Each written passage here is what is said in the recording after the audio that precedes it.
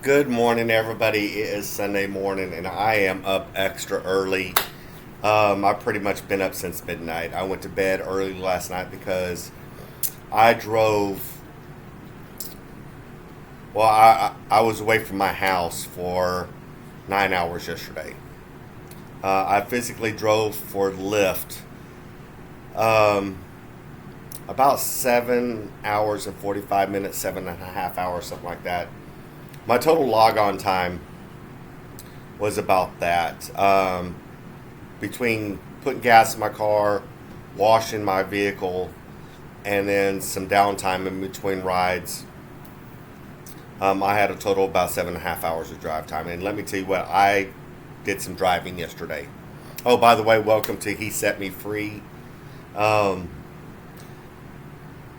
Today the title's going to be Know the Truth and It Shall Set You Free.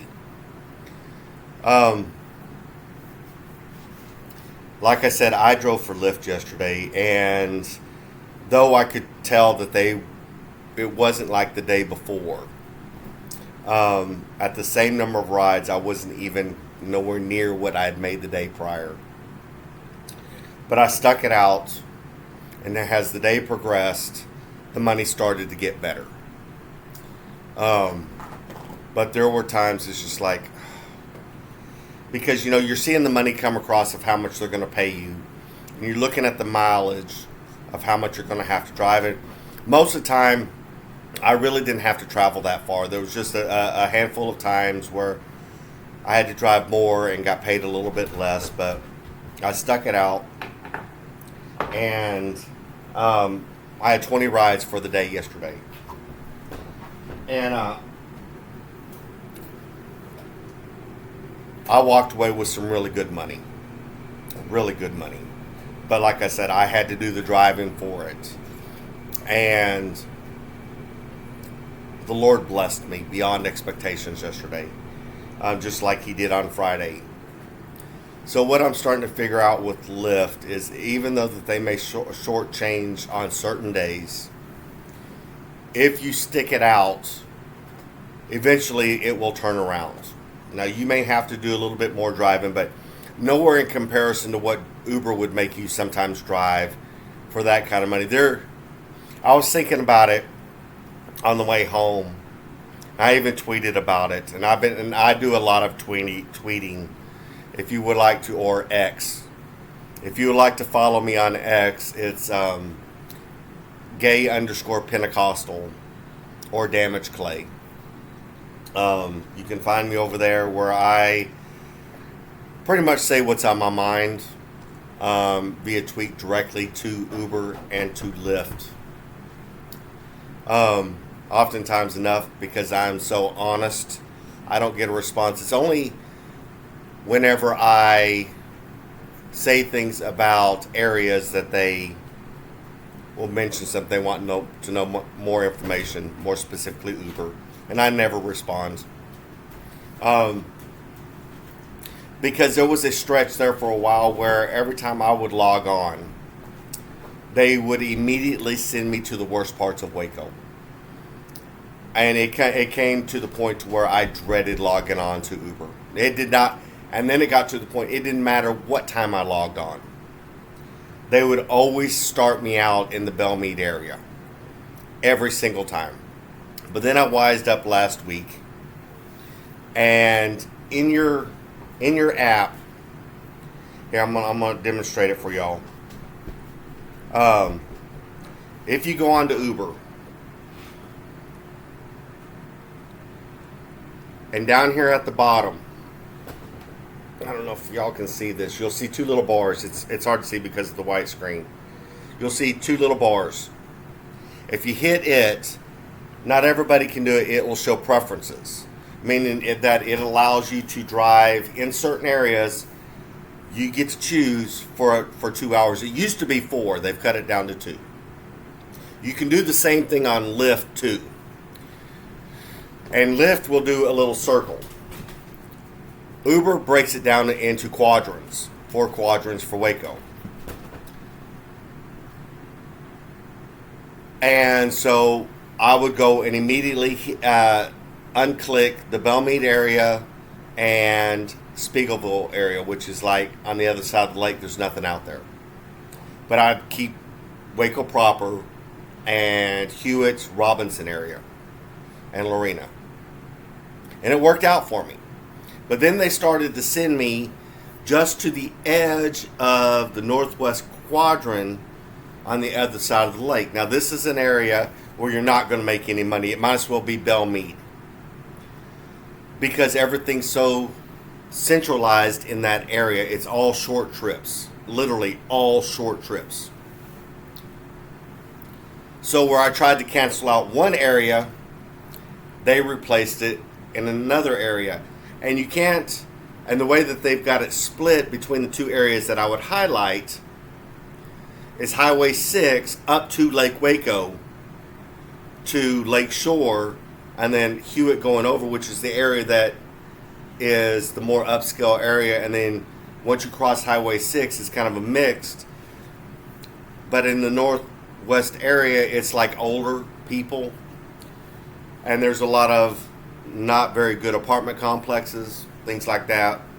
Lakeshore area, or not Lakeshore, but Lake Air area, Bosque Avenue, North Valley Mills, that area. Anything or west of Valley Mills Drive. And then you get over into Waco High area, and it just, you start moving into Waco. It's the way Waco is the entire section half north of Waco Drive. It goes, it's not really northeast and northwest. You get northwest, but it's more north Waco. So Waco's built kind of funny. So anyway, you get into that one quadrant, you get really good money, but then they start shoving you into other areas because Walmart's like 2 miles away. Everything's Target is 2 miles away. Everything is so centrally located over there. So anyway, so then they started to send me to that area. So what I noticed the last time, Friday, whenever I drove for Uber, typically to get out of an area, I hit the brake button. And then I hit brake, and then once I finish a ride, and then I'll go back to the area that I like to work out of. Uber's gotten smart. By all indications, during rush hour, you can only hit it once, and then you have to wait an hour. So that means, like the old days, for those that have been driving, before the brake button, you would either have to cancel a ride all out, or accept a ride with the passenger, cancel it, and then quickly log off if you were lucky. Used to, you had to wait for a lull before you could log off. They would force you to take rides. That was all the way up until 2021, I think. Maybe 2022. I think 2022 was whenever they introduced the brake button. So I had to take rides. So then I got smart. I had my preferences set, but they kept sending me into that quadrant or into North Waco. You get into North Waco and Uber charges different pricing. Now, I was thinking about this yesterday, and I will talk about that in a minute. So what I did was they sent me a ride, and then so I went back into my preferences, and I unhighlighted Waco proper. Meaning there was only one section that I was taking rides in at that point, and that was in the Hewitt Robinson area, south and west of Highway 6. So that stopped me from getting rides. That enabled me to get off of Uber. Now, the thing with doing those preferences is you cannot, if you are in that area, it will not allow you to uncheck it. You have to physically leave the area, then uncheck it, so that you can travel back to an area and stop the process. because at that point I had gotten a ride that should have been a whole heck of a lot more. But they paid me $4.56. It should have been for a Friday morning. It should have been in the $6 range. This is what I was talking about in my last video. On Fridays, money should be good. It's Friday. With Uber, Fridays have never been good. I'm talking ever in the Waco area has ever been good. In the past, I'd always get up. I always hated Fridays. Always hated it because Fridays was typically an $80 day. You was not going to make anything more. It was not going to happen. But then a couple videos ago, I talk about how Uber's only going to allow you to make X amount of dollars. They are not going to allow you to make anything more beyond that, where they start capping your rides. Now, what's important to note too is, like, I had 20 rides yesterday on Lyft. I made $167 in that 20 rides in 7.5 hours. That's pretty good if you do the math. All right. So my average rate, my average hourly rate starting out with Uber yesterday was $27 for my first hour that I drove. For my very first hour, I made $27. Then it started to drop because I took shorter rides and it was taking me longer to get to people. You know, things happen. So 167 divided by 7.5 equals, my average hourly rate yesterday was $22.26. I'm not even going to talk about the mileage that I drove yesterday, because I think I drove right around 230 miles yesterday, just in Waco. And a little bit less, well, obviously, because I only had 12 rides on Lyft on Friday, considerably less than that. But with Uber, for the $43 I made on Uber on Friday, I think I drove roughly 40 miles for those rides. I had 2 good surges, and then it started to fall off.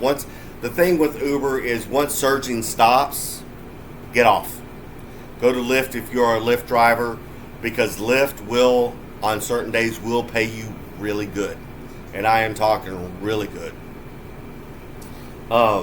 At least in my market. Now, I can't say for other. You have more opportunities in bigger cities. But within my market, for the Waco market, that's pretty good. So what that also tells me too is, with as many rides, and I only had a handful of times, is like returning from trips that were farther away to get back into Waco proper. It was like maybe 5-10 minutes wait time. Besides one where I took a person to North Waco, and then I decided to go wash my car, so I logged off, went to the car wash, washed my car, and then I logged back on for a short second, and I'm like, well, I need gas, so I went over to Quick Trip, went and got gas. As soon as I logged back on, it was on at that point.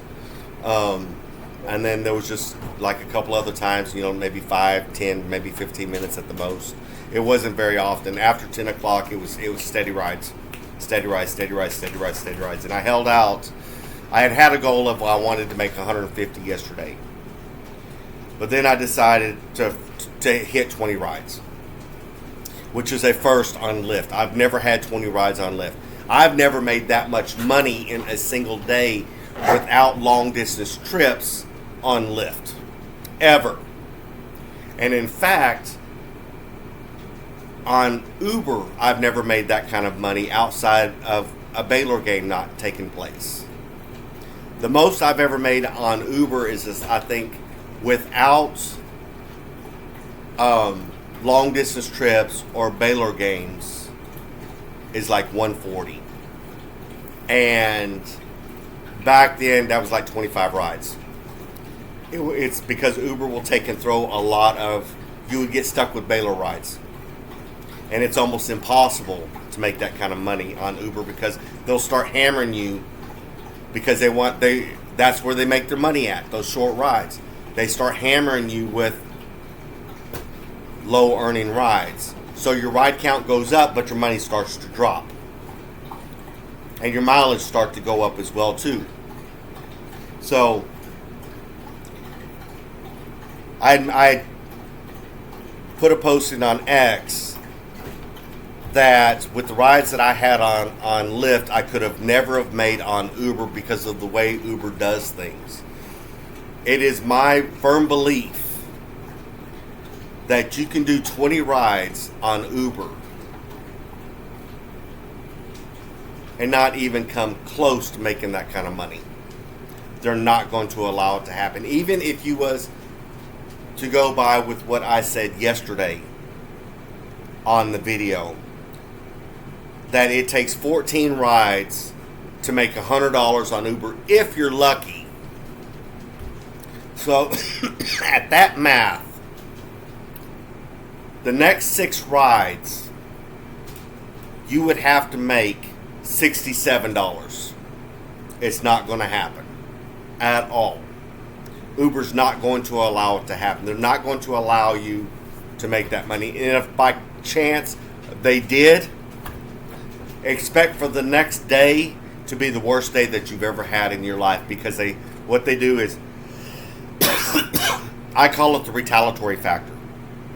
If you have a really good day on Uber, your next day is going to suck because they're going to try to make some money off of you, even though that you drove 14, 16, 18, or had it 14, 16, 18 rides, and you did a lot of driving, and you spent the hours out there. They're going to try to take something back from you. It's a retaliatory effort. One day's good, one day's bad. One day's good, one day's bad. Or you might have one day good where you make really good money, and your next 5 days you will have some of the worst rides that you will ever have in your life. That is what I have personally experienced. And the last time that I took someone on a long distance trip this past week up to DFW Airport, the next day the earnings sucked. Even though I put 228 miles on my car and I only got paid $106, not counting my toll, they still cheated me the following day. I thought I would actually have a pretty decent day because I tried driving for them. Nope. It was bad. Short rides, bad areas, you name it. That's what they do, and you can count on it. It's going to happen. So the likelihood of me driving for Uber is few and far in between these days. With what I know now, sometimes too much information can be a bad thing. But other times, information can set you free. Literally can set you free. Because it opens your eyes to see, these are things that they don't want you to know. A lot of what I share with y'all is me figuring it out and paying very close attention. And then realizing, hey, something's not right about today, or that ride should have been more money based off of past experiences. You know, whenever you're driving, say, 4.5 miles, 5 miles, 5.5 miles, and you're only making 40 cents more over, there's something seriously wrong with that. And I do mean seriously wrong with that. My average ride, I only declined 2 rides yesterday on Lyft, and they took 2 rides from me. Lyft, with the exception of rides that are obviously short, I'm talking about anything under 1.5 miles. This is the difference between the two. Anything under 1.5 miles, you're going to get base rates. $3.15. There's no way around it. That's just the way that it is. It's going to happen. But whenever you get to the 2 mile range, 2.5 mile range, it goes up. You start getting into the $4.13 range. Okay. 3 miles will get you $5. All right. and then it just varies from that point. With Uber, consistently with Uber, 2.5 miles, you're only going to get paid $3.46 in the Waco market. So what they did was they doubled the amount. You can go 2.5 miles in Waco will get you just about anywhere. 3 miles, wait for it, will only get you $3.68. 3.5 miles, you'll break $4 if you're lucky. 4 miles is $4.48. It only starts going up after 2.5 miles. Now keep in mind too, Uber has also changed its policy with regards to long distance trip pickups. It used to be 9 miles or 9 minutes and 11 miles. Now it's 13 minutes. No.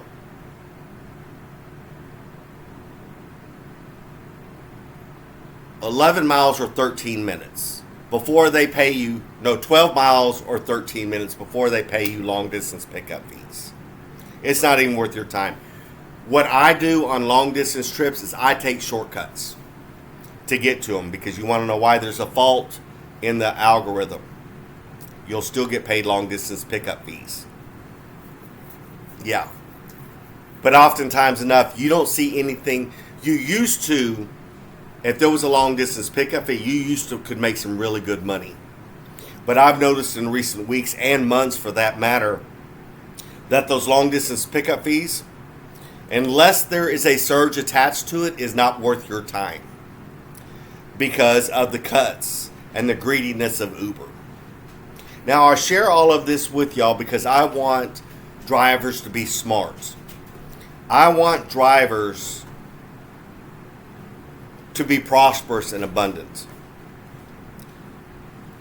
In this day and age when everything is going up and it's harder to make a living out there, and there's more and more people forced to do gig work because the normal 9-to-5 jobs are not cutting it anymore, you have to be smarter and more savvy with regards to doing rideshare. You have to. You have to know what rides to take. You have to know what rides not to take. Is it feasible for me to drive that 6 miles for a 9-minute ride? Now, mind you, a 9-minute ride is about 4.5 miles, maybe 5 at the most. So, the longer the distance is to pick somebody up and the shorter the actual end trip is, the less money that you're going to make and the more money Uber's going to make. That's how they make their money. Take shortcuts where you can and take the normal routes to earn your money. Now, it's not going to make a whole lot of difference with this AI that Uber has put into the system. In fact, I have found subsequently enough, it really doesn't matter anymore, but at this point, you're trying to save gas. Take shortcuts where you can. Save your gas, be smart, and don't drive around looking for rides. I made that mistake with my first 2 cars, especially the second car. Find some place to park and wait for the rides to come to you. Sit in high volume areas. Keep your Uber on or Lyft. And when it slows down, go back to your area and sit and wait. Do not drive around. Do not chase surging. Don't do it.